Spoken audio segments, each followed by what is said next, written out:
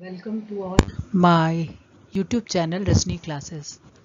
Hello friends, myself Dr. Rajni Srivastava, working as Assistant Professor in Rajiv Gandhi South Campus, Banaras Hindu University.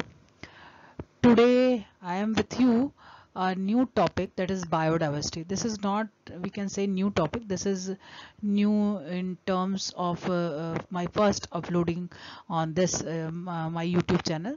So this is my first part of biodiversity, we can say. So what is biodiversity? Biodiversity, as you know, is very important topic from UGC net examination as well as in point of CSIR net examination. This is also important topic for wildlife and conservationalist. So this is first part of biodiversity. What is biodiversity? So there are various definitions of biodiversity given by time to time. The term biodiversity was first used by wildlife scientist and conservationalist Raymond F. Dashman in year 1968 in his book A Different Kind of Country, advocating conservation. The term was widely adopted only after more than a decade, when in 1980s it came into a common uses in science and environmental policies. Then this term biological diversity was used as by Thomas Lovejoy in his book Conservation Biology, and then he introduced this term biological diversity to scientific world. Actually, the exact answer of coining of this term is the term biodiversity was coined by Walter G. Rosen in 1985. So जब भी कोई question आएगा और पूछा जाएगा कि who has coined the term biodiversity, then आपका answer रहेगा कि Walter G. Rosen has coined the term biodiversity in 1985 when, while planning in 1986 National Forum on Biological Diversity, and this was organized by the National Research Council NRC. Okay, so although the term was coined by or first used by Dashman and then it introduced by Lovejoy, but the credit of the term biodiversity goes to Walter G. Rosen. So आपका answer रहेगा कि biodiversity term किसने दिया? तो Walter G. Rosen ने दिया. Then after that, in 1988, sociobiologist E.O. Wilson also used this term in his proceeding. Biological diversity or biodiversity means it encompasses the variety and variability of all living organisms, including within a species, between a species, and of ecosystems. So biodiversity play an indispensable role in the functioning and resilience of the ecosystem and the benefits that human derive from them, with these benefits known as ecosystem services. So biodiversity और biological diversity क्या है? कोई भी environment में या पूरे अर्थ पे जितनी भी वैरायटी है, वैरायटी का मतलब मान लीजिए कि कोई यहाँ पे ह्यूमन बीइंग है, कोई एंट है, कोई यहाँ पे एलिफेंट है और कोई एनिमल है, तो ये वैरायटी होगी. विद इन दिस ह्यूमन की कितनी वेरिएबिलिटी है, एलिफेंट के अंदर कितनी वेरिएबिलिटी है, या कोई भी प्लांट है, ट्री है, तो उसके अंदर कितनी वेरिएबिलिटी है. So variety and variability among living organism including species, between species यानी कि इस स्पीसीज के अंदर कितनी डाइवर्सिटी है, इन स्पीसीज के बीच की कितनी डाइवर्सिटी है, और इकोसिस्टम की क्या डाइवर्सिटी, यानी कि टेरेस्ट्रियल इकोसिस्टम हो सकता है, एक्वेटिक इकोसिस्टम हो सकता है, आपका डेजर्ट इकोसिस्टम हो सकता है, वेटलैंड इकोसिस्टम हो सकता है, तो वो इसकी डाइवर्सिटी. सो जीन की डाइवर्सिटी, स्पीसीज की डाइवर्सिटी, इकोसिस्टम की diversity, inter species diversity, intra species diversity, ये सारी डाइवर्सिटी जो है बायोलॉजिकल डाइवर्सिटी का पार्ट है. और बायोडाइवर्सिटी बहुत ही इंपॉर्टेंट रोल प्ले करती है हमारे इकोसिस्टम सर्विसेज को प्रोवाइड कराने के लिए. ये हमारे इकोसिस्टम को रेजिलिएंट प्रोवाइड करती है. रेजिलिएंट का मतलब होता है to reverting back from that condition, यानी कि कभी भी कोई डिस्टर्बेंस हो तो उससे वो कैसे तुरंत रिवर्ट बैक होकर. मान लीजिए कि हार्ड ट्री है यहाँ पे और इसके ऊपर कोई डिस्टर्बिंग फोर्स काम किया और ये बेंड करके टूट गया, तो इसकी रेजिलिएंट कैपेसिटी कम है. इसके कंपैरिजन में अगर कोई एक सॉफ्ट प्लांट है और विंड आया और ये बेंड हुआ और फिर अपनी जगह पे उठ के खड़ा हो गया, तो यानी कि इसकी रेजिलिएंट कैपेसिटी ज़्यादा है. सो इस तरह की रेजिलियंस कैपेसिटी को इंक्रीज करने के लिए, ताकि इकोसिस्टम खुद भी किसी तरह के डिस्टर्बेंस से अपने को वो कर ले, बायोडाइवर्सिटी जो है वो इम्पोर्टेंट है. The next question is what is biodiversity gradient? Biodiversity gradient क्या है? ये बहुत ही इंपॉर्टेंट चीज है, ये आपके नेट के क्वेश्चन में आता है। ग्रेडियंट का मतलब क्या होता है कि एक किस तरह से डिक्रीजिंग ऑर्डर में या इंक्रीजिंग ऑर्डर में किसी चीज का अरेंजमेंट होता है। तो सेम वे में बायोडाइवर्सिटी के केस में किस तरह से ग्रेडियंट है। So the gradual reduction in biomass and species number that occurs with increasing latitudes. So latitude के अकॉर्डिंग हम अगर स्पीसीज को उसके बायोमास और नंबर को अरेंज करें तो क्या ट्रेंड मिलता है, यही बायोडाइवर्सिटी ग्रेडियंट है।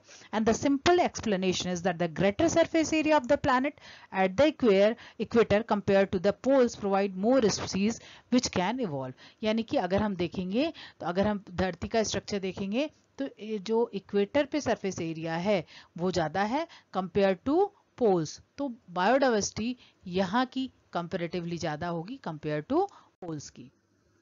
सो according to CBT convention on biodiversity, ये कन्वेंशन ऑन बायोडाइवर्सिटी जो है 1992 में हुआ था और इसको 2002 में जो है इंडिया में पास किया गया था। इंडिया में ये CBD कन्वेंशन ऑन बायोडाइवर्सिटी 2002 में पास हुआ था, इंडियन पार्लियामेंट ने पास किया था और 2003 में इसका इम्प्लीमेंटेशन हुआ था। तो when did CBD passed in India, तो आंसर होगा आपका 2002। और when CBD convention on biodiversity कब हुआ था, तो होगा 1992 में। इंडिया में कब इम्प्लीमेंट हुआ था, तो 2003 में होगा इसका answer. So according to this CBD biodiversity, what is biodiversity? This is the exactly the definition of biodiversity according to CBD. This means the variety among all living organisms from all sources including inter alia. Inter alia में इसका मतलब होता है कि दो ecosystem के बीच का भाग, यानी कि इंटरमीडिएट। इंटर एलिया का मतलब आप समझ सकते हैं इंटरमीडिएट।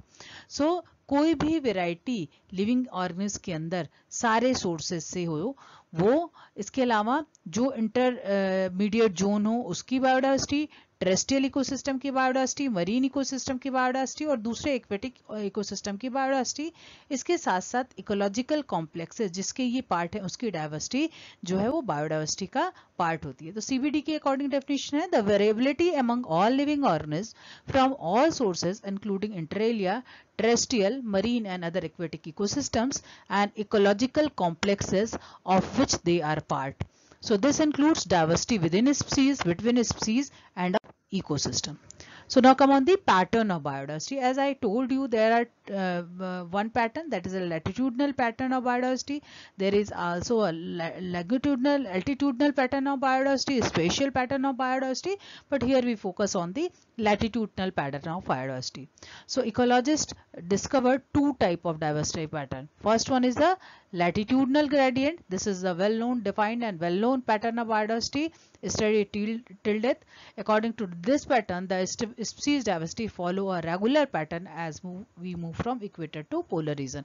पहला जो है वो बायोडाइवर्सिटी का या पहला डाइवर्सिटी पैटर्न है वो है latitudinal gradient pattern. Latitudinal gradient का पैटर्न का मतलब होता है कि जैसे जैसे हम इक्वेटर से पोल की तरफ जाते हैं डाइवर्सिटी डिक्रीज करती है। आप स्पीसीज एरिया कर्व के संबंध में भी समझ सकते हैं इसको, वो एक हाइपोथेसिस है इसके पीछे कि इक्वेटर पे, या आप देख सकते हैं यहाँ चौड़ाई ज्यादा है, सो इक्वेटर पे स्पेस ज्यादा है, स्पीसीज एरिया का ज्यादा है, तो यहाँ पे डाइवर्सिटी ज्यादा होगी। जैसे जैसे हम पोल्स पे जाएंगे तो डाइवर्सिटी डिक्रीज हो जाती है। There are many other factors that are responsible for decrease in species diversity also of course, but just to remember this point I am telling you, this is the region near equator is called the tropical region. Okay, so India come under the tropical region, and as we move from tropical to temperate, यानी कि अगर जब हम यहाँ से यहाँ आते हैं, ये इक्वेटर रीजन है और यहाँ पे ये है आपका पोलर रीजन, आर्कटिक रीजन, और this one is एनार्कटिक reason.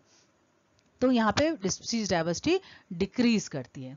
Same way में इसको ग्राफ के थ्रू दिखाया गया है कि 0 से 20 डिग्री 40 डिग्री तक का अप्रोक्सीमेटली इक्वेटर का रीजन रहता है। सो मैक्सिमम डाइवर्सिटी जो है वो 0 से 20 डिग्री, इक्वेटर पे कोई भी चीज है तो वो 0 डिग्री हो गया और उसके ऊपर 20 डिग्री और उसके नीचे 20 डिग्री, तो ये वाला रीजन जो है वो मोस्ट बायोडाइवर्सिटी रिच होता है। तो इसको ग्राफ से दिखाया गया है, एक एक्सिस पे लैटिट्यूड प्लाट किया गया है एक्स एक्सिस पे, और वाई एक्सिस पे जो है वो एक्स एक्सिस पे नंबर ऑफ लैटिट्यूड है और वाई एक्सिस पे जो है नंबर ऑफ स्पीसीज है।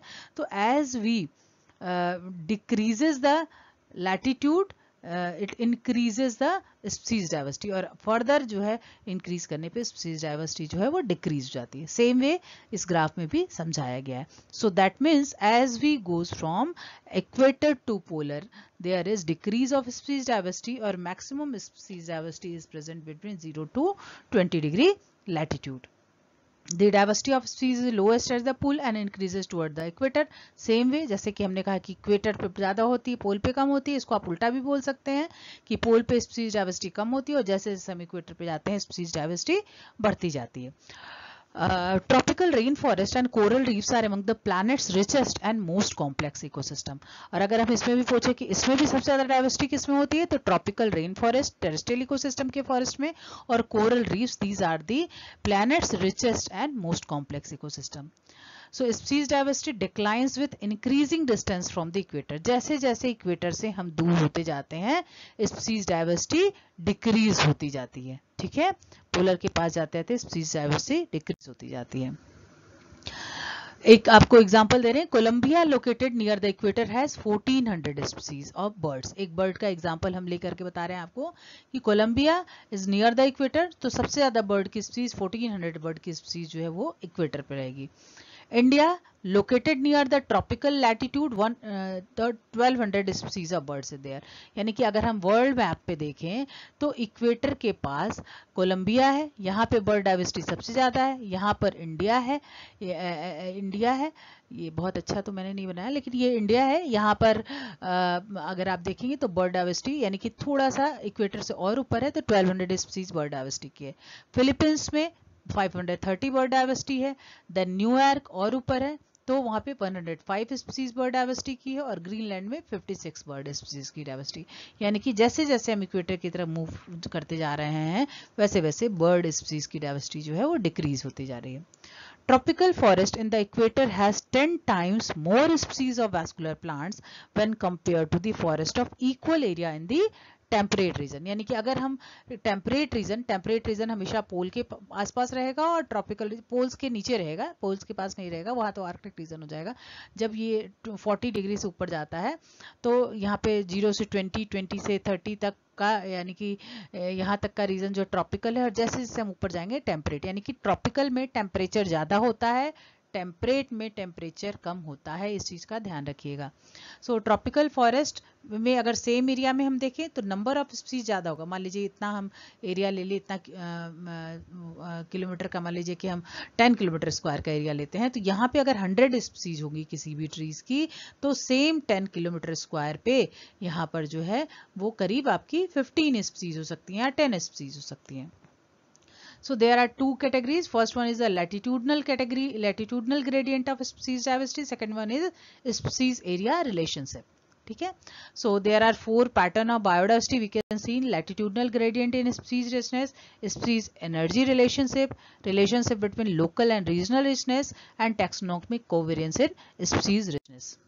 So the pattern one, as we discussed, more species in tropical region than in the temperate region. यानी tropical region क्या है, इक्वेटर के पास है, और टेम्परेट रीजन जो है जैसे जैसे हम इक्वेटर से ऊपर टुवर्ड्स पोल जाते हैं वो हाई एल्टीट्यूड पे टेम्परेट रीजन होता है, तो वहाँ पे टेम्परेट रीजन जो है डिक्रीज हो जाएगा। पर इसके कुछ इसके एग्जांपल्स हैं, जैसे मान लीजिए ट्यूनिकेट स्पीसीज का कहें, जैसे अभी हमने बर्ड स्पीसीज का एग्जांपल आपको दिया है।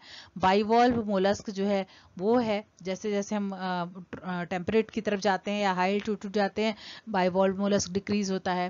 टेरेस्ट्रियल बर्ड, ट्रीज, मैमल्स ये सारे डिक्रीज होते हैं। पर ये देखिए ये है ना ट्यूनिकेट स्पीसीज, ये है ये 100 आर्कटिक स्पीसीज है, 400 टेम्परेट स्पीसीज है, 600 इसका ट्रॉपिकल में स्पीसीज होता है। तो जैसे जैसे हम ऊपर जा रहे हैं स्पीसीज नंबर जो है वो डिक्रीज करता जा रहा है, यानी ऊपर से नीचे आने पे स्पीसीज नंबर इंक्रीज कर रहा है। ये बाइवॉल्व मोलस्क है, सेम ये भी यही पैटर्न फॉलो करता है, लेकिन इसका एक्सेप्शन भी है। Marine algae reach maximum richness है 22-40 डिग्री नॉर्थ विंड। पेंगुइन्स है, सैलामेंडर्स है, बीज है, वाटर फ्लो है, ये जो है इसके एक्सेप्शंस है। Pattern 2, species richness positively correlated with habitat structure complexity. यानी कि जितना ज़्यादा habitat की complexity होगी, habitat structure की complexity होगी, उतना ज़्यादा species richness होगा, और जैसे जैसे structural complexity decrease करती जाएगी, यानी कि habitat simple होता जाएगा, उतना ज़्यादा species richness जो है decrease करता जाएगा. So जो ऐसे open ओशंस है, ग्रासलैंड्स है, कोल्ड डिजर्ट है, इनके पास फ्यूअर स्पीसीज होंगी, और जो कॉम्प्लेक्स कम्युनिटी है like forest community, coral reef community, इनके पास स्पीसीज ज़्यादा होंगी. सो द सेकेंड पैटर्न जिसने कि आपका स्पीसीज रिचनेस का हैबिटेट कॉम्प्लेक्सिटी के साथ रिलेशन डेवलप किया, मैकऑथर एंड मैकऑथर 1961 में इन्होंने किया. ये डायग्राम ये दिखा रहा है कि जैसे जैसे स्पीसीज हैबिटेट कॉम्प्लेक्सिटी बढ़ रहा है, वैसे वैसे स्पीसीज डाइवर्सिटी जो है इंक्रीज कर रहा है. जितना सिंपल हैबिटेट है उतना स्पीसीज डाइवर्सिटी जो है वो कम है. तीसरा पैटर्न है species richness correlates with increasing primary productivity. ठीक है, यानी species diversity lower on island and other isolated areas.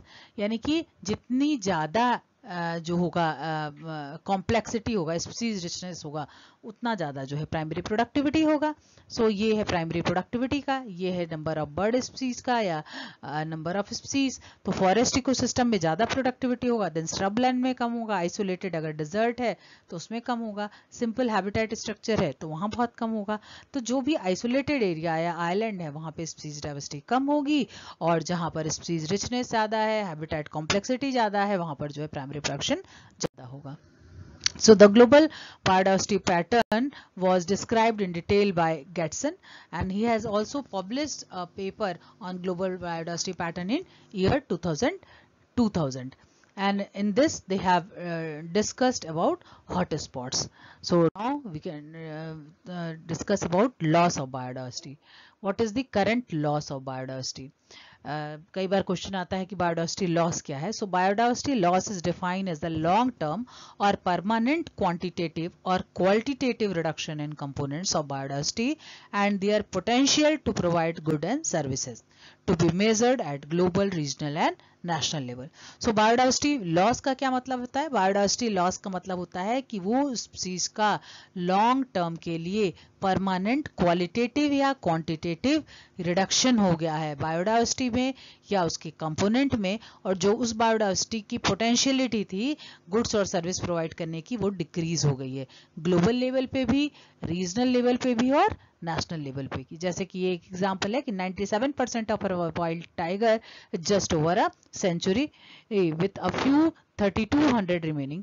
So action is needed to increase the and strengthen their habitats to protect this species.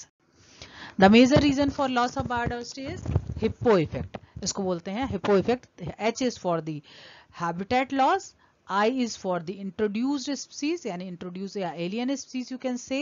P is for the population, second P is for the pollution, and next is for the O is for the over consumption of resources. So the hippo effect is responsible for loss of biodiversity. So एक बार net में question पूछा जा चुका है कि what is hippo effect of in biodiversity. तो ये बहुत ही आसान है, अगर आप ये इसको एक बार भी पढ़े रहेंगे तो आपको याद रहेगा. हिप्पो इफेक्ट बायोडाइवर्सिटी का मतलब हुआ कि दिस हिप्पो इफेक्ट यानी दिस हिप्पो, इसको हमने डायग्रामेटिकली समझा दिया कि हिप्पो मान लीजिए एक तरह का एनिमल है, तो ये हिप्पो जो है ये मेन रीजन है बायोडाइवर्सिटी लॉस का. This hippo, with in this hippo H is for the habitat loss or habitat fragmentation, I is for the introduced species or alien species, P is for the population growth, P is for the pollution, and O is for the overconsumption of resources. So all these 5 factors are responsible for loss of biodiversity. So over extraction of resources, degradation of coastal and benthic habitats from coastal development, and destructive fishing practices, pollution and climate change are causing extensive loss of biodiversity. UN third global biodiversity outlook, according to that, there are 5 principal pressures are responsible for loss of biodiversity: habitat loss and degradation, climate change, excessive nutrient load and other form of pollution, over exploitation and sustainable use, and invasive alien species.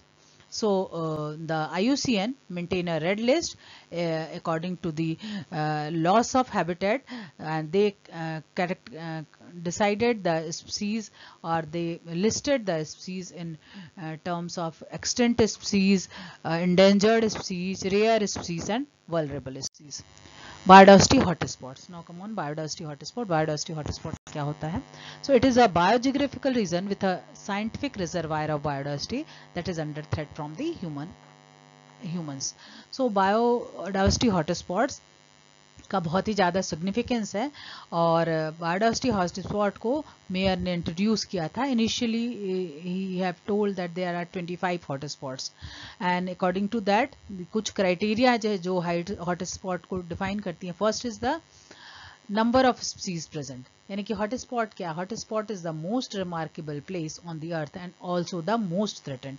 यानी कि hotspots वो space है अर्थ का जो कि most remarkable है in terms of biodiversity, और उस पर सबसे ज्यादा थ्रेट भी है. ठीक है.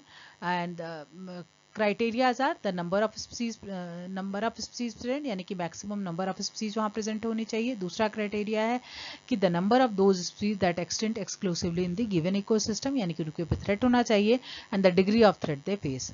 और next criteria is contain at least 1500 species of vascular plants, यानी कि कम से कम पूरे अर्थ का 1500 स्पीसीज वैस्कुलर प्लांट का वहां रिप्रेजेंट हो, and has lost 70% of his original habitat, और 70% वो अपने ओरिजिनल हैबिटेट को लूज करती हो, तो वो बायोडाइवर्सिटी हॉटस्पॉट्स होगा.